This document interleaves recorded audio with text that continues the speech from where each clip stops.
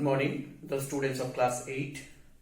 Today I am back with your social science history class. And today we are going to discuss a new chapter. It is chapter number 3. So just open your history book in page number 28. And the name of the chapter is Ruling the Countryside. Ruling the Countryside. So what is the meaning of countryside? That in this chapter the name of the countryside means the village areas. So today's topic is the company becomes the Diwan.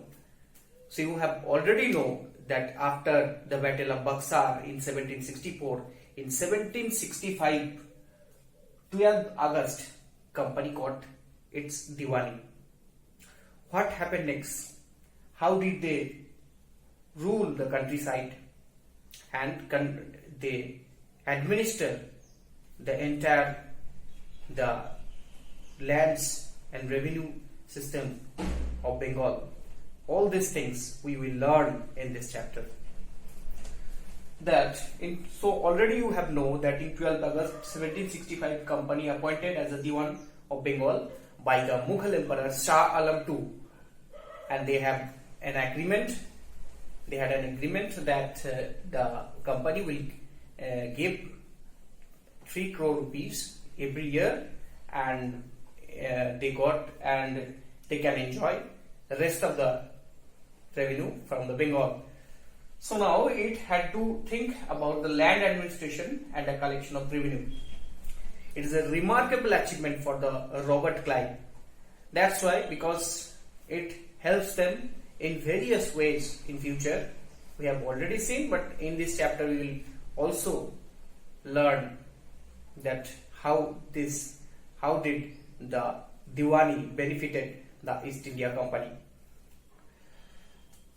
That in your page number 28 there is a picture at the front of the first page. That look at the picture carefully. That in the picture they depicted that the Emperor Shah Alam II presented the Diwani rights to Robert Clive, the Army General, the Governor of Bengal, Robert Clive. So this incident was actually not happened in the royal court of Delhi. This was happened inside some tent. But the illustrator, the painter, the Robert Clive instructed the painter to paint it in such a manner that it will be a remarkable achievement for the East India Company, the history of East India Company in India. So, and that's why in this way the painter painted it wonderfully inside a royal court with lot of all the people, all the royal people and the representatives of the East India Company as well as the Mughal Emperor in front of them. So that's why it was so much important. So now they had understood that it had to think about the land administration and collection of revenue. How did they consolidate the system? But first they had to ensure that the revenue could meet the expenses such as buying goods. That they got the Diwani right, but their main occupation was business. So they wanted to grow their business. So that's why, and in this sense, they use the revenue, the collection of revenue in the business. So they wanted to buy their products from India with the money collected as a revenue and also sell it in India and other parts of the world. So now from the experience, but when they try to implement the revenue collections system, in their mind there are some points, because they have already experienced in the subcontinent for more than 100 years. So from experience they had learned that it needed to control those who in the past had ruled the countryside and enjoyed the power and privilege. Before that you already know that the Subadar was in charge of the state administrative head, and Diwan is the head of the revenue collection. And in localities also, there are some zamindars who had enjoyed power and autonomy on their in villages, in some small districts. So they had not against the zamindars. They had to just pacify them and control them. So if they control them and implement a revenue system that is including all those jamindars, and it will be helpful for the East India Company. Now in this chapter we learn how did they reorganize the revenue system, how did they rule the countryside, how did they restore the rights of the people and produced the crops that they wanted. Next subunit, revenue for the company. So what is said in the subunit, that they primarily saw themselves as traders. First, when they got the Diwani, but they saw themselves as a trader first, then a revenue collector. So they unwilling to set up any regular revenue assessment and collection system. So they unwilling to set up a new system of revenue collection and also revenue assessment. They just wanted to collect the revenue with the old system, old channels and the old people. So then the effort was to increase as much as revenue and buy fine cotton and silk as cheaply as possible.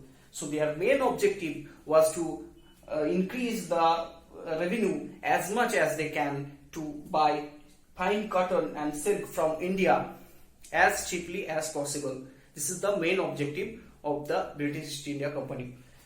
Now before 1765, what happened, that company brought gold and silver from Britain to purchase goods from India. Before 1765, they brought gold and silver, it is called bullion, and to India and give it to the Indian traders, and they purchase all those cotton and silk textiles and those spices.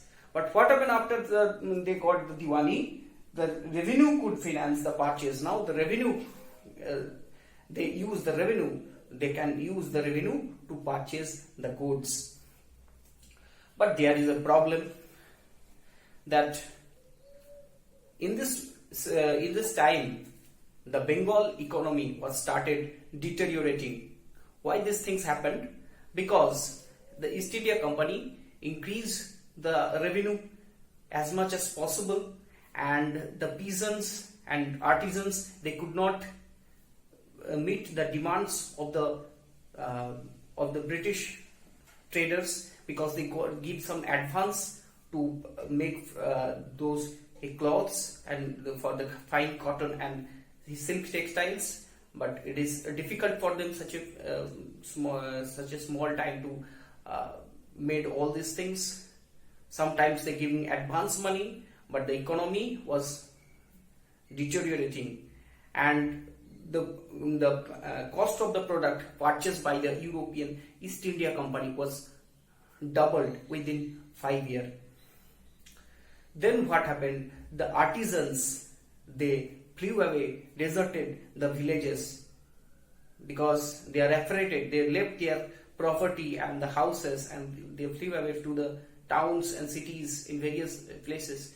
The peasants in the countryside, they become very much afraid, and they cannot repay the dues of the revenue. They cannot pay the revenue to the company officials, as well as they cannot return the loans taken from the trader, from some money lenders. So in this way economy was very bad situation in Bengal, and as a result, what happened in 1770, a deadly famine struck to the Bengal, and as a result 10 million peoples wipe out. The people are died, and the Bengal economy totally finished and totally crushed.